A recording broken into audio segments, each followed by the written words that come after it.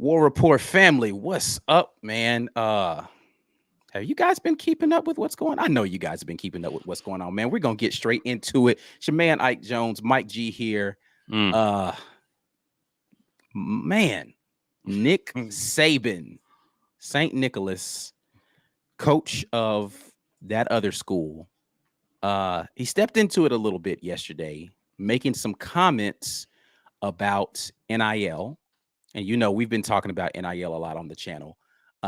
Making some comments about NIL and the possible misuse of NIL in regards to what the intent or the spirit of what was supposed to be going on. So we're just going to jump on and talk about a little bit of what everybody's been saying. You already know what it is. You are locked in right now with the War Report. If you are not already subscribed to this channel, I don't know what you're doing with your life. Y'all need to go ahead and hit that subscribe button so you can make sure that you know exactly what's going on. And apparently you need to hit the notification bell so you know when we're going to be randomly going live about stuff like this. So make sure that you're doing that as well. You can go ahead and join the channel, maybe. You know what I'm saying? If you want to just get in when we're doing some really dope stuff, channel membership is available for you, $5.99 per month. We don't always do special lives, but typically when we do, we're going to lock it down for only channel members to be able to chat. But this is a broader conversation than just Auburn. So we're going to let everybody hop in here and talk about this. But Mike G, have you been keeping up at all with what's going on with all of this conversation today? Yeah, I mean, it was a really poorly worded statement by Saban. And this is what happens when you say the quiet part out loud and it's not very well thought out. So he's drawing attention to the fact that he feels like they took advantage of NIL. They being who specifically? Alabama via the right way, the way we've talked about it on our show. And he's saying only 25 of his players were able to leverage NIL deals. They left it up to them. They did not get involved. And I think the undertones of what he's saying about Texas A&M is that they clearly got involved because look how many more of their players signed deals coming in the door. And it turned into a number one recruiting class. This is part of what the NCAA is trying to clean up right now. They're trying to clean this up, and they made a mess of this, and it shouldn't have ever been this hard. We understood the spirit of the rules from the beginning. It was clear because what Saban is saying is that Texas A&M engaged in a pay-for-play. They leveraged NIL deals to induce athletes to come to their school, and that's not what the intent of NIL was supposed to be. You sign somewhere, and after you sign somewhere, you take advantage of that. So he feels like Alabama did it that way. We signed our class, and then our class took advantage of the NIL deals that were available to them, which is evidenced by the fact that only 25 of our players got deals. Everybody else is without an NIL deal. And they signed a class that was pretty consistent with every class they signed pre-NIL. So they didn't magically have some greater class because of NIL. It was just the normal stuff. Kids still want to go to Alabama because they know they're going to get developed there and have a chance to go play pro. I understood what he was trying to say. It was just a really, really bad statement. And then you suck Deon and JSU into this. And it was like, come on, man. Like, what does that have to do with anything? I just thought it was just a very, very poorly worded statement on his part. I mean, but see, here's the thing. Like, I think it's worse than poorly worded, in my opinion. Like, I think it's outright hypocrisy. Not because I feel like Coach Saban has done anything wrong, but it is at least duplicitous, right? For him to yesterday very clearly and then double down and say that these programs look at what they did, right? And say, hey, somebody needs to go take a look at this because this isn't right. Right. And then say, we did it the right way. And then come back today on the radio and say, well, I wasn't accusing anybody of doing anything illegal. It just wasn't right. It's not illegal. It's just not right. It's not the right. So you're trying to hold yourself up as this paragon of virtue, and I did it all the right way. These people specifically calling people out, which he did apologize for. He said I shouldn't have singled people out, calling people out and say they did it wrong, but then say, but I'm not saying it's illegal. It's just wrong. Like I don't understand. We did it right. You did it wrong, but I'm not saying you did anything illegal, just wrong. That's where it's just like, I don't know, coach. I don't know. It sounds a little bit like you're trying to backtrack a little bit because you ruffled the wrong feathers. B Will jumping in here to join the conversation. And Jimbo Fisher's response today was interesting, right? Jimbo Fisher says today that he feels as if Nick has no moral high ground to stand on in regards to this, because people know how he gets down. Yeah, I mean, I'm with Jimbo on this one. And Jimbo was on staff with him, so it's not as if they're not familiar with one another. Now, Jimbo Fisher has been throwing shots at Nick Saban for years, right? Like this isn't the first time. But I think what's interesting about the comments today is a reporter asked Jimbo Fisher specifically, have you talked to him since then? And he's like, no, he's called, but I didn't answer. So apparently Nick Saban or someone from his camp has been attempting to reach out to Jimbo, and Jimbo's like, we don't have nothing to speak about. Like, because this is the second time he said something about this. Now, let's be clear. This is not the first time that he's mentioned this A&M recruiting class and how it was basically paid for. Right. And so again, I have to say, I don't think that Nick Saban can pop up today and say, well, I wasn't trying to say anybody did anything illegal. Like, you've been on this train for a minute now, basically throwing shots at people for not doing it the right way. Yeah. Anyway, B Will, your mic is not on right now, but I do want you to jump into this conversation. I'm going to jump in here to the chat a little bit. Bryson Bridges, appreciate you being in here. We need an intro for breaking news emergency shows.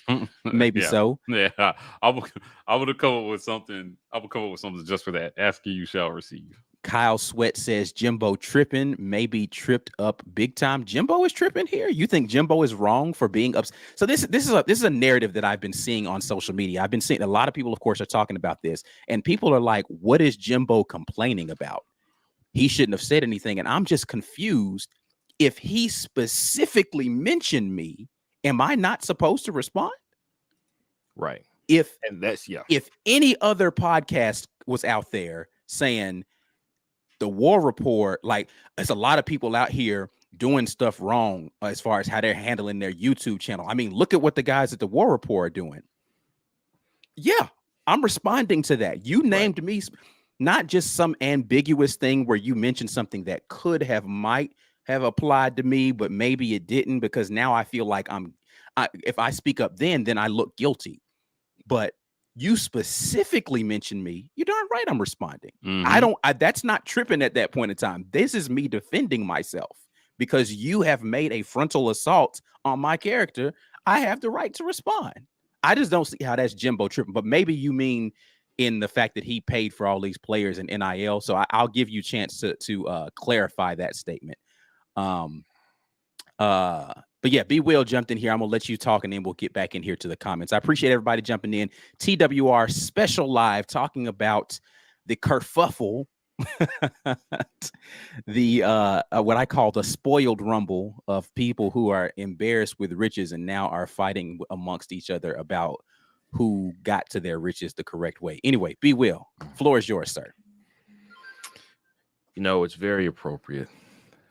Mike and I had this knockdown drag out last night on the Wednesday midweek report, specifically about how could you judge any coach's performance if what I think is that behind the scenes there's wildly uneven levels of equipped that each coach and each program is. It varies from university to university.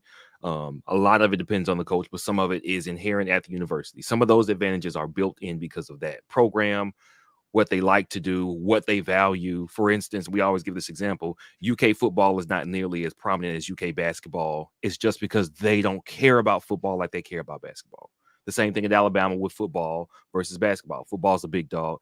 Basketball's a little dog. Those are advantages at a per school basis. Mike, and I agree with him to this point. It's not that I disagree with this point. I just think my point's a little bit stronger in this case, that you do have to be a good coach to get players, to get recruits, to get resources, and have those advantages and turn that into consistent winning. You still have to be a good coach to turn that into consistent winning. Mm-hmm. My point will be now and will forever be, while that is true, the extent to which the deck is stacked for certain coaches at certain programs is so wildly past other programs that there's no way you could objectively put them on even ground if you're trying to assess a single coach's performance as a head coach versus another coach. Virtually impossible. Now, some of that, Mike was like, well, he felt like I was giving too much credit to the background of the resources and the benefits and what one school had to offer versus another. And now I am more, it's not like I wasn't convinced before.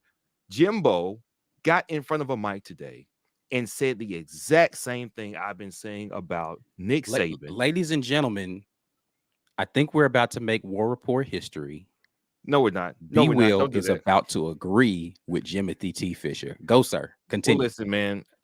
As the Tywin Lannister in this situation, if I send JImbo, who is Walder Frey, to kill the King of the North, who is Nick Saban, I can still wash my hands of that. The enemy of my enemy is my friend. Wow. So today, JImbo you went full Game of Thrones dollars on that one. Yes, I did. I thought about that before I got on here. Thank you. Okay. JImbo said exactly what I felt like was obvious. I felt like it was obvious about the advantages that Nick Saban had because of how successful he was early. It's not just because you win a couple programs. It's the extent by which, how wide is the recruiting margin between you and the next guy? For a few years, it was a gulf. It wasn't just, I got 1 5-star better than you. It was a very wide margin by which he is out recruiting everybody. As other teams have caught up, as Kirby went to Georgia and started to catch up, as Dabo started to build his program, and he got some things going, although never to that level. Ohio State started to build up. Now, when he's in these recruiting battles, sometimes it's contentious. Sometimes he can lose a guy. Guys will pick a Ohio State over Alabama, or a Georgia over Alabama, or a Clemson over Alabama, and every now and then Auburn over Alabama.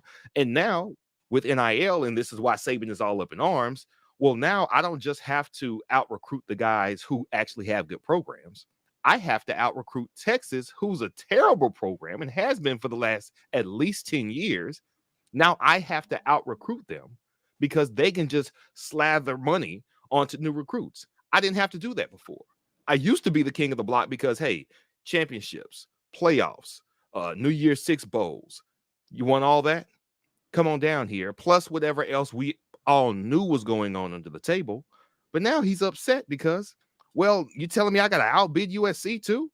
So the next all-world California quarterback may just stay home because now there's an offensive coach out there who, hey, whether I think he is an elite coach, he is at the very least getting you Heisman consideration and getting you to the league.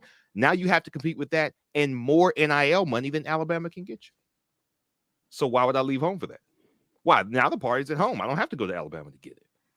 Nick Saban is now upset at that. And Jimbo Fisher said, hold on, homeboy.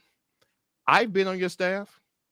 Ask any one of your coaches. We know how you get down. Nobody want to say it. Greatest of all time, huh? When he said greatest of all time, huh? It was like, oh, he's really going to, because this is what I've been saying. You cannot have these. It's hard to say these advantages without saying what exactly does Nick Saban have, or is he doing that gives him such an advantage? I've got some ideas. I can say some things that I absolutely know are the truth, but I don't want to that's not something I really want to get into. I've talked about some of them. We know players are getting compensated to some degree. That is not a secret. There are pictures, social media, Bama players flashing cash cards. We know that stuff happens. We know a lot of that stuff happens everywhere, but we know it happens at Bama just with what they've let get out of the pot while we've seen it cook it up. Okay. The rest of it has to be so institutionally stacked for Jimbo Fisher to say, no, you keep your nose in your huddle. I know everything that you got going on, and it hadn't been fair. If Jimbo was willing to say that out in the open, which is what's so crazy. It's not that we didn't know. It's that JImbo went on record. They called a special press conference for him to point. It's not like he was being asked about it at SEC media days. Right. That's what's wild about this. Like, he had some time. That was last night where that stuff dropped. This morning he said, okay, what do y'all want to do? He could have released a statement. He could have said nothing. He could have waited until media days when he knew he was going to have some time to be asked by press what he thought about it. He said, nah, we got to address this right now. The idea that because two teams field the exact same number of players in opposing jerseys and play within these lines, that the game is a fair game is absolutely not true. Because in college football, so much goes into who you field, how you fielded them.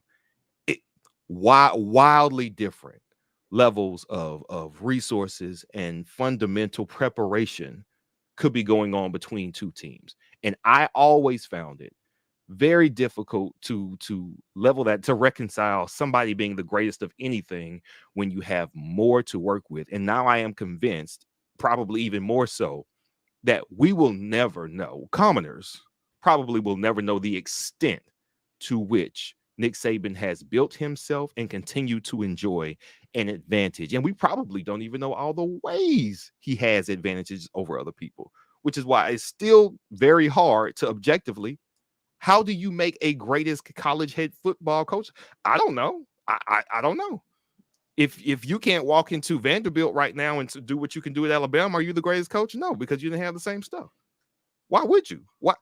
Why in the NFL don't they let free agents just leave college and go sign with whoever you like talking to the most? All the wide receivers will just go sign with Kansas City. Maybe all the tight ends go sign with to Tampa Bay to play with Tom Brady. Well, nothing about that system, about letting talent choose where to go, is fair, which is why the pros don't let you do it. Why can we sit in college and say, oh, he's a better coach than him because of wins? All of this stuff is rigged to a very good degree. It's rigged. We've had 4 winners of the college football playoff in 7? I don't know, 8 years, 7 years. It's not like this stuff gets tossed around a whole bunch of different ways, man. It's the same players. It's the same people every time, because those people are playing the game more dirty than everybody else. And I don't know why it's so hard to acknowledge that. I don't know why Bama fans are trying to defend it. I know Bama fans who were on campus between 2006 and 2012 and have personally told me things that they have seen that would be NCAA investigations, limit of scholarships, maybe even death penalty. But they are defending Nick Saban today. Why? You know what happens. I know you know what happens because you told me you saw it. You told me you were there when you saw these people there do this with that and the other. So why would you defend it?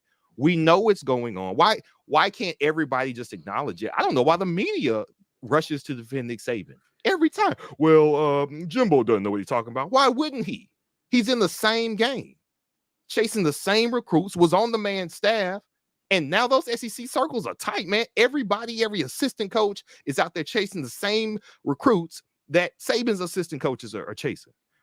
Why wouldn't they know what's going on? They all know what's going on. And I'm glad that he actually just came out and said it. I wish he could name names. Yeah, but here's my problem with the JImbo thing, right? Is I think he had every right to defend himself. Number one, he came off sounding super emotional today and very incoherent. He had time to put real thoughts together, and he just came out there and started blabbering emotion, right? And you could tell he was heated, because nothing that he said wasn't eloquent. I mean, and listen, you've called him a snake oil salesman, a used car sale. JImbo knows how to be smooth and talk smoothly.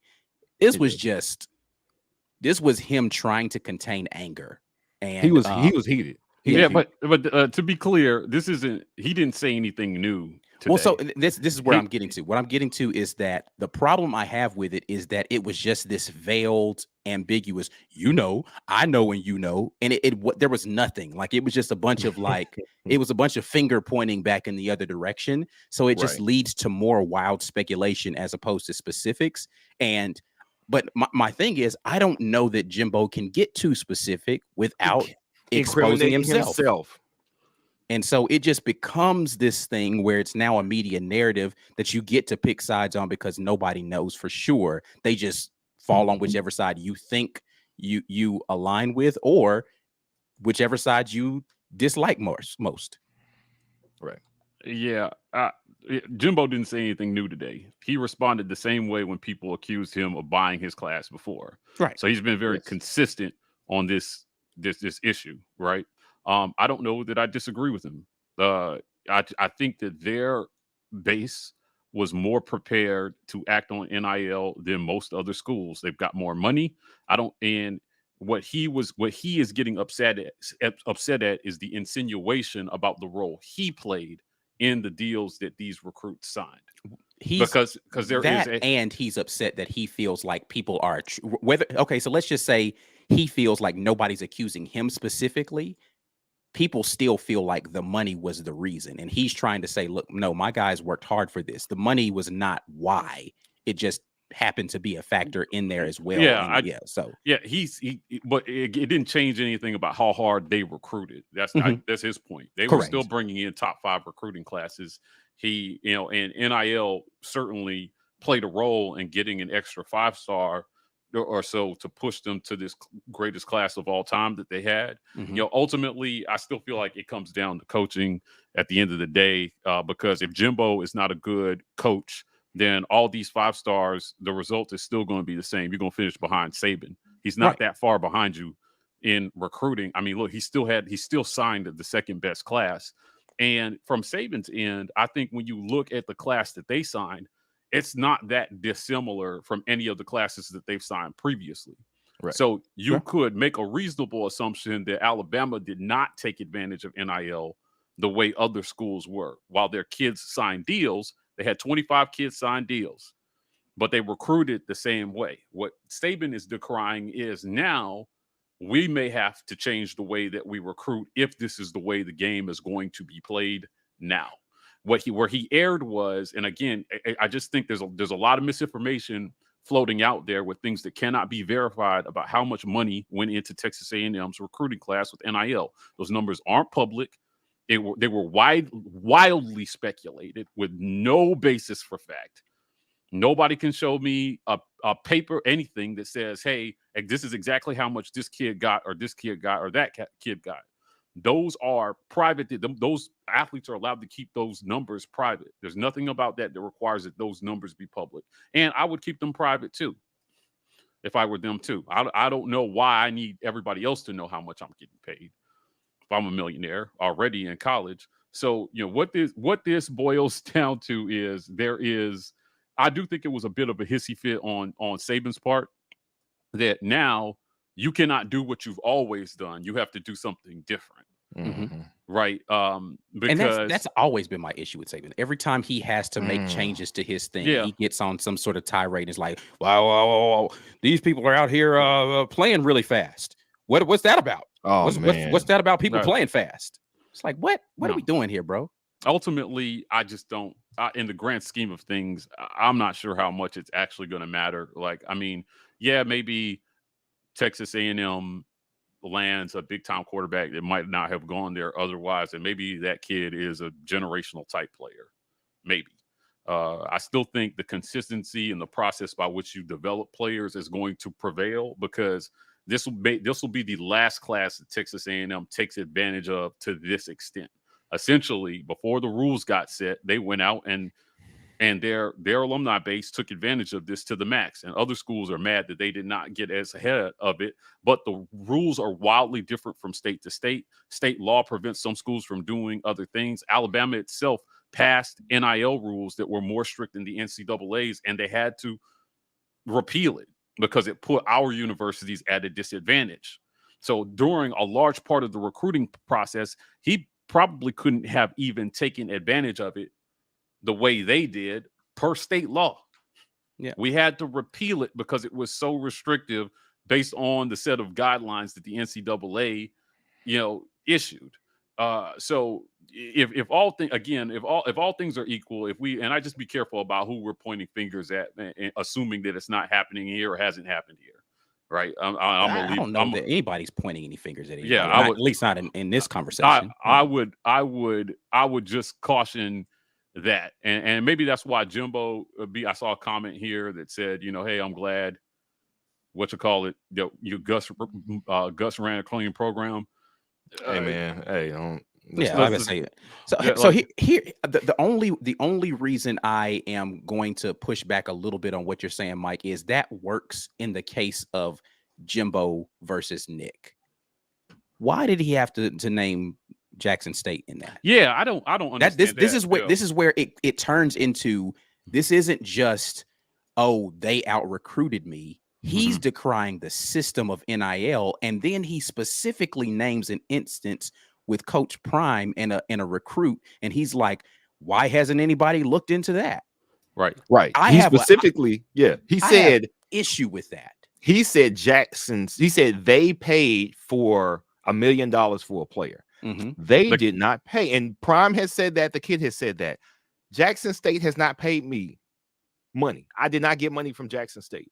He said he didn't get $1 million deal. Now I don't know how true that is, but the point is that when Saban said the school paid for the player, he directly implicated that wrongdoing had taken place. That's the same argument I've been making for most of these institutions. Right. I think that is applicable most places. That goes right into the misinformation that a lot of fans have about where NIL money actually comes from. Doesn't mean that people aren't pushing the boundaries in some places. I just think in some places they don't have to. There's no reason to. Texas has people willing and waiting to dump money in that don't have to be asked to do that. They don't even need to get involved.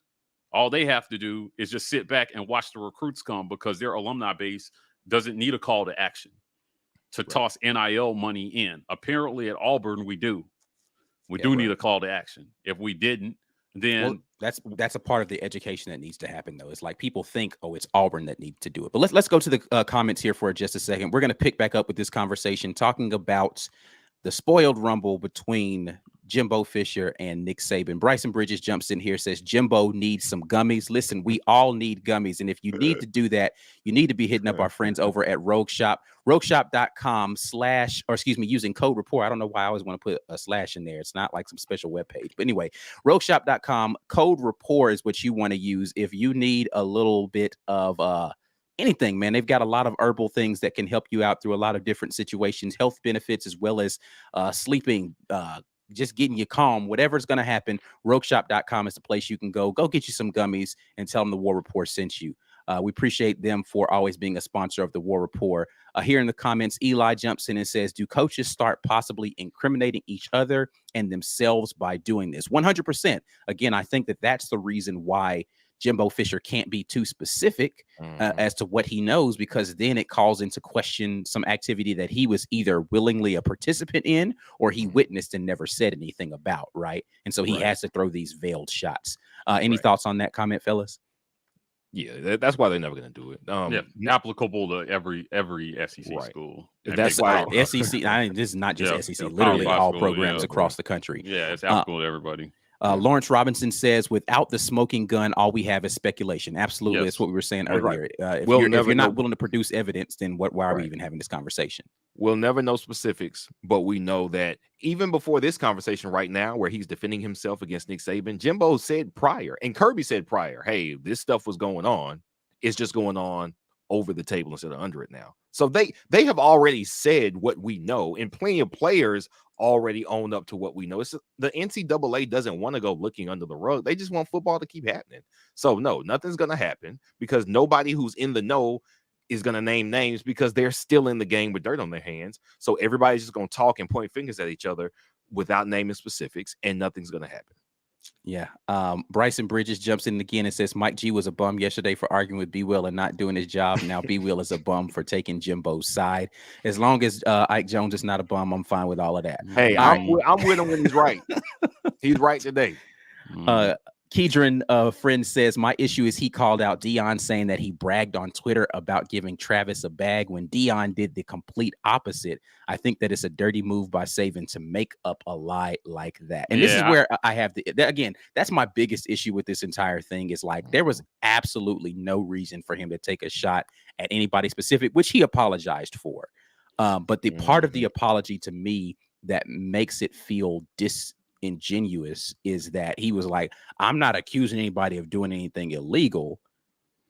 But it's like you specifically said they did something that needs to be looked into, and we did it the right way. And it's not like they signed some groundbreaking class either. They had one kid who chose to go there that was really good. And so the insinuation that money is the only reason this kid could have wanted to go play for Deon is very insulting. Yeah. And if I were Deon, I would take offense to that as well too. He is arguably the best DB to ever play the game. Right.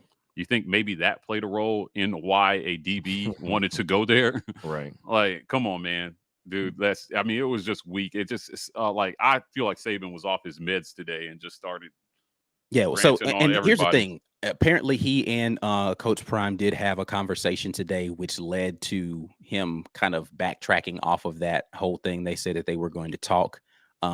Coach Prime also said that I don't think he's released the statement that he was going to, and he's supposed to have something else going on tomorrow where he comes up and says some more. But he's already basically said, "Yo, we got to talk about this because this is ridiculous. Like, why is my name coming out of anybody's mouth?" And so I think it's a little ridiculous. But that's the part that I take the most issue with, is that not necessarily that.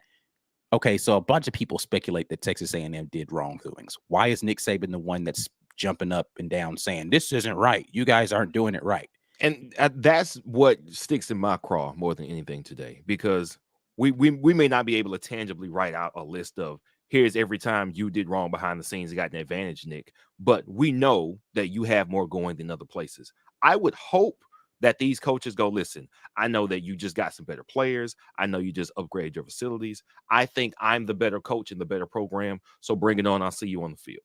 Yeah. Instead, it's, well, as I think it was Brandon Marcello, he tweeted out today, he said, I was at a meeting in Georgia where Nick Saban was talking after the 2014 season out there trying to bash against the hurry up, no huddle.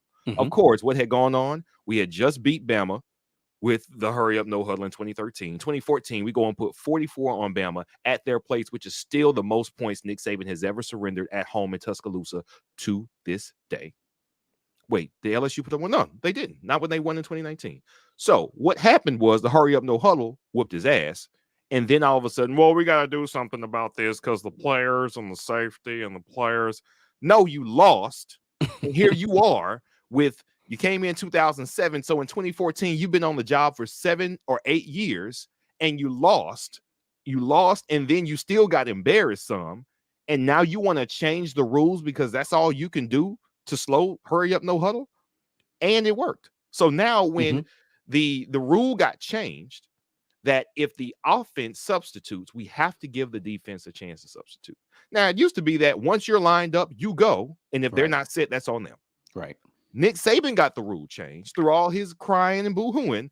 Well, you need to give us a chance to substitute then. So then they did, and it slowed us down. So if you've seen the ref standing over the ball after a personnel change, waiting for the other side to get set, looking at the back judges, like, y'all good? They're good? Oh, okay, let's go. Now go. And it slowed them down. That was one of the things that slowed Gus's offense down. That wasn't all of them. But that's one of the things that did. So here he is with still a decided event. We're talking about somebody who had won 3 national championships at this point in time. It's out recruiting everybody by a wider margin than he had been the last 5 years. And he is complaining that the one guy who put some points up on him and beat him 1 out of 2 times, oh, it's unfair. It's too much.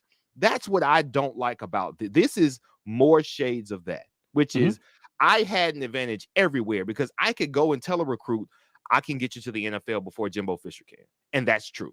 I'm a better head coach than Jimbo Fisher is. And that's true. All of a sudden, there is one thing that Nick Saban cannot match up in, and that is donor dollars. The University of Alabama has a decided advantage in football recruiting. It is a conglomeration of tradition and success and development and fan base, alumni, all of it together. The success that comes, Nick Saban got them all rolling together to his credit. That is fine. All of a sudden, when it comes to donor dollar versus donor dollar, which is what NIL is going to be built of as a collective, he cannot compete with Texas A&M, the University of Texas in Austin, USC, maybe a couple of more schools. We will see. He cannot compete. The state of Alabama does not have a fan base with that kind of money to compete with that. Their alumni base is not comparable to those other schools. So he knows he's losing. What he did, and this is why he wishes NIL would work better for him, he had to publicly announce Bryce Young's deal when nobody asked about Bryce. Well, we just had Bryce Young sell, I don't know, about $100 million, I guess it was. That's what happens when you come here. Why are you doing that? You just said he just yesterday, now it's a bad thing, but when he wants to advertise that, hey, this can work for you, he can give his players dollar amount. Yeah, I'm not sure that's how that statement went down. I think that's a mischaracterization of that statement. Like he was talking about, you know, I have a quarterback that is going to sign a deal. It wasn't a brag. It was not a brag. If anything, he's decrying that athletes are getting this money. If anything, he's decrying that he doesn't want it. He wants the status quo.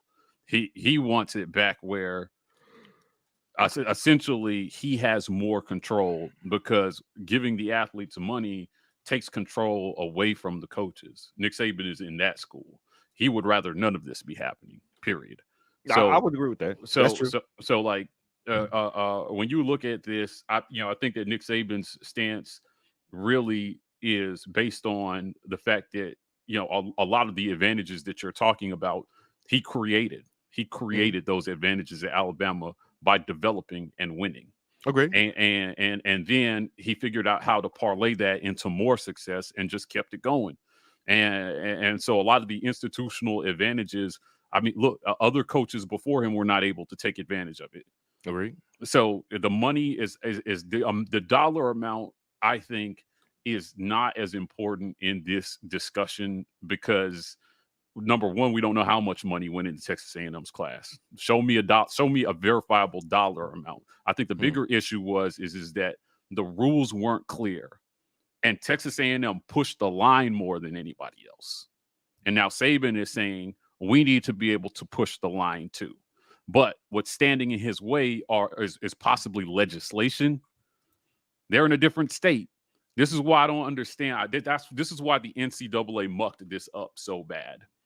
You could have put universal rules in early that everybody would have agreed to, because something would have been better than the nothing. But then you left it to the states. And just like anything else, when do all the states do the same thing the same way? I don't know. I mean, every different state. I mean, in Arizona, when you get your license, it's valid for like 50 years. I know. I still have one. My Arizona license expires in like 2047. In Alabama, you got to renew that joint every 4 years. And some states, it's 2. This is what this is like. But you know what? I'm bringing my 50-year license to your state, and it doesn't work. So you've got SEC schools across states with different regulations. Texas A&M, I mean, I just don't know. I don't know that I'm upset with how they did whatever it was they did. All I know is that the rules moving forward have to rein this in for everybody. And that has been my consistent. We put it on a quote graphic. I think NIL is great, but I think we need to rein it in a little bit, because this was inevitable. I do not agree with Saban's rant. I think that he is throwing a hissy fit. And for somebody who's won as much as he has, acting like just because you didn't win this, I don't know. Well, I think he would have been complaining regardless of whether they won this year or not. Yeah, but because NIL didn't have anything to do with why they lost that championship. No, because he lost to Georgia, not Texas. Well, he lost to Texas A&M during the season, but NIL wasn't a thing that made that. Yeah. I don't know how much NIL is going to play into the success that anybody has next year either. Right. But like because those kids still need to. A lot of those kids are not going to see the field in year one. It's not like they're going to field a bunch of true freshmen from NIL recruiting. That's not going to happen. But going forward, though, you still have to focus on the X's and O's and coaching and development and, understand the rules. I think that's where, kind of looping Auburn back into this conversation. That's where we have been maybe a little bit more judicious about how we were going about it, to the extent that our fan base felt like we were doing nothing. And we weren't doing nothing, but we weren't doing what Texas A&M did. And I'm sorry, I'm not going to get mad because we didn't do what they did. Right. Bama really did nothing. And I think that that's what Saban is mad about. Why did we let them do that and then we did it the same way we've been doing it? It still yielded a number 2 class. You know what? To that point, it's important to provide the context for which Nick was speaking. He was at a kind of a Bama booster club in the state of Texas. Oh yeah, for sure. So what he's doing is saying, hey, they're out there landing big time recruits. Time to open the pocketbooks, people. It's time to pony up because y'all are how we're going to stay competitive in this way. And that's what he was trying to say. But to your point, Mike, it's a hissy fit because the advantages are clear. In his favor, he built the vast majority of his advantages. And honestly, if I was Nick Saban, I wouldn't be worried about Jimbo Fisher because I still don't think Jimbo Fisher is a good head coach. It's like, listen, he can fumble his bag. He's going to fumble the bag that he just got dropped on his doorstep in the form of all these recruits. I still don't think he gets out the West. That's kind of my point. My point is that you still have an established process for evaluating and developing talent. And if anybody can survive everyone else getting a bag while you're dropping regular bags, it's Nick Saban because he already has established a dynasty. Right. He's already done it. Everybody else they're dropping bags because they're trying to do what he's doing. Yeah. Right. He figured out a way to do it before all this started. And I still think he has a decided advantage. The problem is that some schools will catch up and other schools will fall farther behind than they already are. Yeah, in this race, right? And I think that's the saddest part of this whole thing is that the divide between the Auburns and the Texas A&Ms and some of the schools that are towing the line, some people are going to get on the right side of it, and some people are going to fall way to the left and completely be out of it. And I was worried that the gap between the haves and the have-nots was going to be even greater than what it already is. There's only a few schools that realistically have a shot to win a national title. I never believed Cincinnati made it. I never believed they would they would make the national title game ever. Right. Yeah. Well, so the thing is, though, it does invite some people, to B. Will's point, to the party that previously didn't even have a horse in the race, right? Like Texas now has a legitimate shot at getting better talent. And Texas has been abysmal for a long time just because of the fact that they can pony up the bag. Right now, they gotta figure out whether Steve Sarkisian is the guy to take them to the promised land with the talent. But talent acquisition shouldn't be an issue if you're allowing them to do this sort of thing. Let's jump to the comments and then we'll jump back into our conversation. 22 Busy says every time someone gets the better of Saban, he wants to change the rules. I'm not mad at him. Listen, if our coach was doing it, I wouldn't care. If he develop that kind of cachet to where he can influence literally what the rules are, is what it is. Start beating him, and then maybe somebody else will have I just don't like. Listen, do all your whatever you want to do. Just don't whine. I don't like seeing the man whine on TV. Anyway, Keedron jumps in. He says Jackson State took one of my dog's commits last year. For those that don't know, he's a Georgia fan. And nobody cared. But as soon as it's the number one player, a player Saban wanted, now they got to stop it too. It's BS. Yeah, because Kirby wasn't crying about losing that player. Right.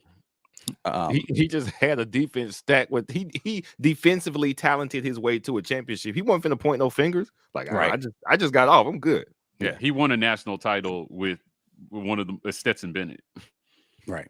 Yeah. So Solomon jumps in and said he cried again after the Kick 6 game. Yeah, he definitely was like, hey, we're supposed to wait this amount of time after this. And what was it? Was it the 2019 Iron Bowl where he cried about that? The halftime kick, the kickoff. I mean, the field goal right before the half. Essentially, he was saying there's no way they should have been able to get that snap off. Right. And then they did change the rule, and they said if it's under a certain amount of seconds, right, you cannot change the rule. But he does this every time, every single time. Y'all, I don't know if y'all remember this. In 2004, when we played LSU over the just won the championship LSU Tigers that Saban was still coaching, we got a re-kick on the touchdown on the extra point because an LSU player, in trying to defend the extra point, jumped up and over. fell over Yep. on top of our offensive lineman. Yeah. And the year before, in the offseason, they had changed the rule that says, yes, you can jump up. You cannot jump up over and on top of players because that's a safety issue. Yeah. And he, in the postgame, he was like, I don't know about that rule. I know where I was. And everybody in the other people were like, Nick Saban is on the rules committee in college football. He voted yes for this rule. How would he not know this rule? He's just a crying, whining old man. Yeah, like I said, this isn't new. Like I said, if it were just one time, I would say, all right, sour grapes. This is how he does when he loses or he doesn't like the outcome of something. He goes and he complains that it's unfair. And that is ridiculous to me, considering the fact that he has been in the power seat for so long. How are you crying that anything is unfair? Yeah, you're allowed to lose. Yeah, it's very curious. Like, he has lost so few games since he's been at Alabama. I think it's like less than 10 or something. Some crazy number is his record. Yeah, but it's not enough. It has not affected their destiny at all. Which is why I don't know why he's got to whine every time he loses, man. He is so spoiled, bro. Like, the junk is ridiculous. Alan jumps in and says, doesn't need to be reined in. The playing field will never be level. Let the free market be a free market. This isn't a free market, though. Yeah, That's I was about to say, I don't even know. I keep hearing people say, oh, the market will adjust. That's not how this is working, right? And I don't even really want to get into a conversation about economics and what free markets are versus what we actually see. But that's not what this is. Yeah, what they're doing with the other schools, like, I mean, allowing schools to that's not a free market. Right. It's just not. And again, what's going to happen is it's just going to create a wider gap between the haves and the have-nots. And we've been fighting to even that out for literally 3 decades. They've been trying to figure out how to give more schools a shot. This is not the way to do it. Like, what's going to happen is that if you're called this free market that you're talking about, the people who have all the money are going to rig the market. If you know anything about the free market. Exactly. That's why I say we can get into a conversation about that, but like there are literally enough people with enough money to cause panic, buying and selling stock, and then they take advantage of the panic that they cause. It's not there. I mean, it's just the rich get richer, man. This is what's going to happen here. I'm telling you. I mean, that's how everything works. As soon as money is interjected into the conversation, that's what happens. Bingo says here, and this is something Mike and I actually talked about a little bit. Damage control for Bama today, not a good look from any angle. This is something we were talking about before we came on air, Mike, about like, if you make a statement, the minute that you have to go back in and clarify what you said, your original statement was poor. It was poor, yeah. No well-stated thing needs a press conference to clarify after the fact. You effed up. Yeah. So, I don't know what's going on down in Tuscaloosa today, but I think it's so funny that people are trying to defend what Nick Saban said as if he didn't say exactly what he said. And then it's like when he in his clarification of it doesn't actually jive with what he initially said. It's like, oh, well, that's not what I meant. People are taking it that way. But it's like, but it's what you said, though. If you didn't mean that, why did you say that specifically?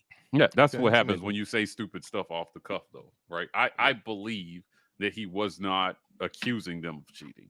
I think it was a really poorly stated thing. While you're whining, though, like he's just in his feelings. So, I mean, it just is what it is. I don't think how can he say he's not accusing them of cheating? His words were, and again, I'm not quoting him here, but pretty much he said, is anybody taking a look at this? When he, in reference to what happened at Jackson State. Why does someone need to take a look at something that's not illegal? What is the point of that? We've been in Mike, we just talked about this situation. I don't want to put all our business out there. We just talked about a situation getting pulled over by a police officer. And why does he need it? We didn't do anything illegal. Why do you need to take a look in the trunk? Right. What is the point of the look into the trunk if nothing's wrong here? Yeah, I didn't do anything illegal. Why does someone, hey man, you might want to go check that out. They're not doing nothing illegal, but go look at it. Yeah, it's buyer's remorse over the fact that he feels like they looked at the NIL when it originally came out and they did it by the spirit of the law and other people did not. And I don't necessarily know that he doesn't have a gripe there. I think a lot of people there is a gripe, but I don't think that you should be pointing the finger at other people. They're not the issue. How Texas A&M did it isn't really the issue. The issue is the ambiguity around the rules and the difference in restrictions that you have from state to state. That's why this is a mess. Yeah. This is exactly why this is a mess. He just doesn't. It's just not a good look for him to be out the winningest program over the last 30 years to be out here complaining about it. Like, I just don't understand. You know, it just like comes off sounding like sour grapes. It's like a millionaire complaining about gas prices, right? Like, Anyway, go ahead, B. What were you gonna say? I was gonna say, and this is the one area where Mike, me and you will probably part ways. Is you say, well, you still have to be a good coach to take advantage of whatever talent advantage you get because you signed a bunch of people through NIL. Long term. Let me you do long term. However, it only I want to say it only takes in football, in college football. Sometimes a dude can just be special. Tim Tebow was just special, right? Tim Tebow was a special player for Florida at that time. And yes, he was. He had a lot of special players playing around him. He did. I don't know how special he was a special player. Cam Newton was a special player. I'm so glad that Cam Newton got kicked off of Florida, man. I don't know what to do. I wonder if you can over recruit like this, and that's really what it is. I mean, you get that many 5 stars. Usually, JImbo had 1 or 2 per class, and then this year it jumps up to 7.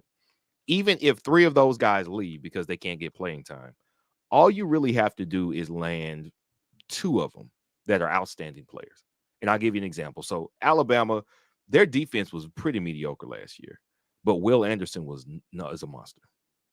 He was a monster. He was an unstoppable pass rusher on the defensive line. Nobody was scared of them. Matter of fact, I think one of their starting corners was named Joby. He went undrafted. Joe. He went. They are not the feared defensive backs that they used to be, or the unstoppable middle linebacker like he used to be. Like, that's not what they are. Dylan Moses, the year before, he didn't go in the draft, but they had one dude. And if that 5-star that you recruited, that you got 7 instead of 2, if it gets you 2 dudes who are unstoppable on the defensive line, like I heard somebody was talking about this podcast on Bomani. He was talking about how good he has a lot of respect for Cam Newton because of what he did in college. Cam Newton, Nick Fairley. That is the entirety of our draft class after the 2010 season. 2 dudes who entirely won us pretty much all of our games. People around them have to be solid. 2 people were outstanding. If those 5 stars that you get, you went from 2 to 7, but 2 of those dudes are special like that, this could absolutely turn the tide on who is winning national championships in college football. It is possible. I'm not saying that there's a bunch of special people out there like that. I think Johnny Manziel was one of those special people, which is why I am sure Kevin Sumlin is an absolute loser, because he couldn't parlay that after year 1. It just kind of faded away. He lost a couple of pieces. It didn't pan out, and that was it. He had Von Miller, Johnny Manziel, and he still never got out the West. Anyway, one player can make all. If that one player is a quarterback that's truly special, yes, they can have a huge difference, a monumental difference on the fate of a team. Or if that player is really that special and you find out he's special his freshman or sophomore year for 2 or 3 years, yes, this can turn the tide of a conference, of a division, of the balance of power in college football. I think Lincoln Riley is the one who's poised to do it, because he is loading up past the point. This is not for preparation. This is not like I got a little shelter down here. I'm gonna put some canned foods in case it's a tornado or hurricane. It's like, nah, man, you just took a Publix and put it in your basement in your mansion. So this is more than what you need to survive. What are you doing? He is stacking up to that point where it's like, you got way more. You got everybody. They got the best running back from Oregon, a competitor in their conference. He jumped into the portal, went to USC. Addison, the kid who from Pitt, jumped to the portal. He just announced today he went to USC. Caleb Williams went to USC. Now you've got more than you need. And even if one of those guys turns out to be the next big thing, I don't know if Caleb Williams is it. I mean, I think he's good. I don't know if he's great. One or two people who are truly special, and you got them because you were able to offer them more, or your collective. was able to offer them more than the next people's was, yes, it could absolutely make a difference. If that's all you have to offer, though, it's not long. It's going to, the net effect on your program long term is not going to be very much. I don't think that Alabama not winning a championship one year turns the tide against Alabama. I mean, again, if they're in the playoffs still every year, I mean, it's still heavily weighed in their favor. So, if you're talking about turning the tide, you're telling me that that means Alabama wins one SEC championship every 3 years instead of every year. Like, I don't know what the definition of that is. And those kids still have to hit, right? So that the where those kids go is going to be different every year. At the end of the day, you still need to be able to develop talent and know what you're doing with that talent. Because if you don't, if you're incompetent as a coach, you could misuse that player, misclassify that player. You can still bust with that can't miss player. Right. We've seen it happen before. So that evens it out. So if you're telling me, like Texas A&M is going to bring in the best class of all time every single year, sure, maybe. Right. Yeah, but I mean, I don't JImbo think would be an absolute failure if he landed the best class ever every single year and still couldn't or beat. even 2 years in a row and it didn't at least result in an SEC championship and a playoff berth. Let's say he does this again next year. And that will actually be the telltale sign of how good this recruiting class ended up being. No, not the class, but I'm talking about all of the quote unquote hard work that his staff put in. Do it again. Let me see you do it again without the benefit of NIL, because the rules will change. Let me see you do it again. Yeah, but I don't know that he was ever arguing that it had absolutely no effect on the class he signed. I think his overall point was that the NIL did not change the work that his coaches put in recruiting, because people were arguing the only reason you signed players was because of the money that was thrown at these kids. And the truth is that it did not have an effect on every kid they signed. I don't think that that's true, though. I don't think that Jimbo Fisher, he was basically saying, don't try to take the credit away from my guys. My guys worked hard for this. I agree with that portion of what you said. I disagree that everyone is just saying, the only reason. I've been consistent in saying this, so let me not speak for anyone else besides. That's the way he took it, though, which is why he responded the way he did. Okay, well, that's Jimbo Fisher and his feelings again, which clearly he's an emotional person. What I'm saying is it 100% was a contributing factor into the fact that you got the best one ever. Not that you aren't able to sign talent, that the money was a factor in how you got the best class in the history of signing classes. Right. That's not an unfair statement to make. Right. But that doesn't mean that you don't have. And my point is, okay, great. You guys are so good at this, and this money isn't this big factor. Do it again. That's all. That's my entire point. Kyle, I just like this. It's funny to me. 2013 said, someone on Twitter said Texas A&M helmets literally say ATM on them. So that's pretty funny. Lawrence Robinson jumps in here, says Von Miller played at before they moved to the SEC. They're right. He was gone the year before. You're correct. Kevin Sumlin still coached him, but you're right. So, but yeah, no, that still doesn't mean Kevin Sumlin's not a good coach. Well, he's not a terrible coach, because he's a terrible coach. Yeah. All right. Anybody else have anything else to say about this? We're going to hop off of here and let you guys enjoy the rest of your Thursday afternoon. But we did want to jump in here and talk about this while it was a hot topic, because we did just have a conversation around this.